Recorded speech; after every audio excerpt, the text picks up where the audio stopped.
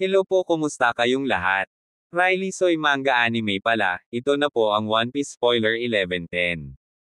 Pero bago tayo magsimula, sana huwag niyo pong kalimutan mag-subscribe at mag-like sa channel ko dahil malaking tulong na po ito sa channel ko.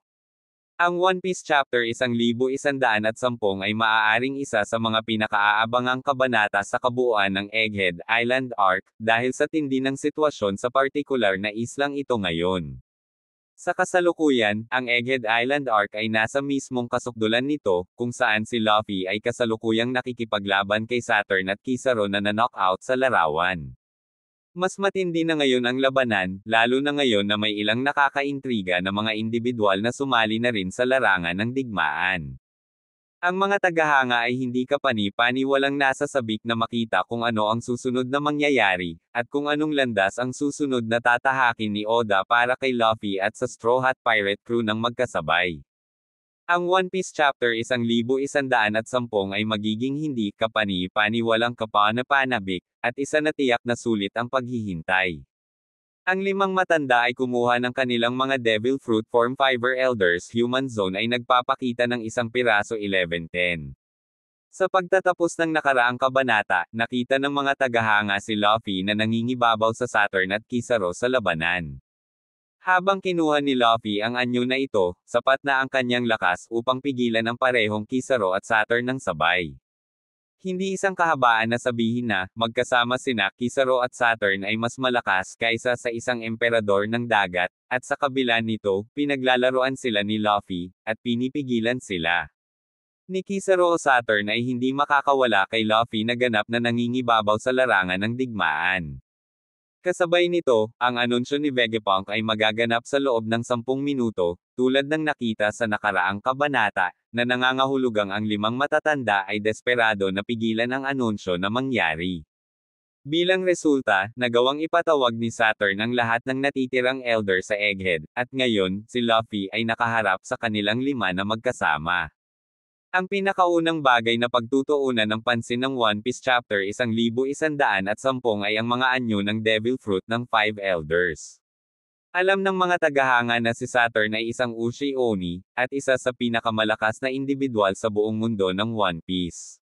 Katulad nito, ang lahat ng iba pang matatanda ay may kanilang napakalaking pagbabago, at malamang na sila ay magpapakita sa harap ni Luffy sa paparating na kabanata.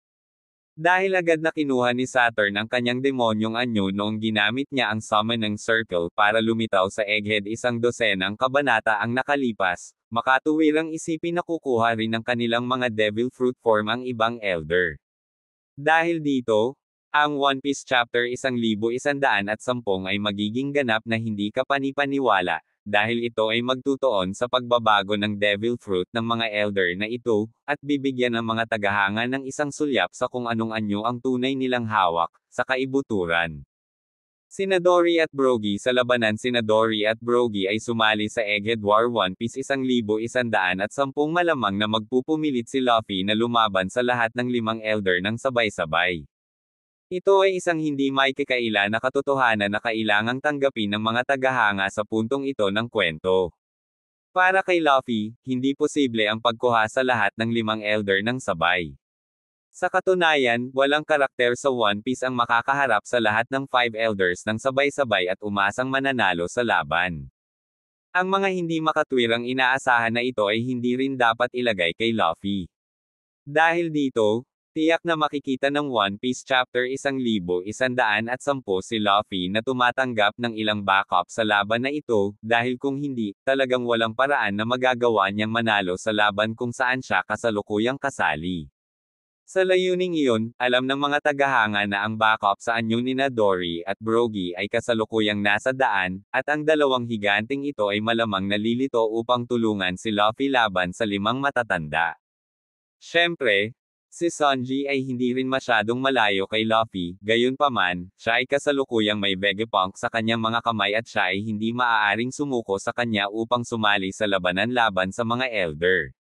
Makatuwiran para kay Sanji na i-drop muna ang Vegapunk sa napagpas siyang meet-up point, at pagkatapos ay bumalik sa labanan. Sa ngayon, mukhang hindi iyon ang lahat, na nangangahulugan na sina Dory at Borgie ang magiging pangunahing paraan ng suporta na matatanggap ni Luffy, posibleng sa One Piece Chapter 1110.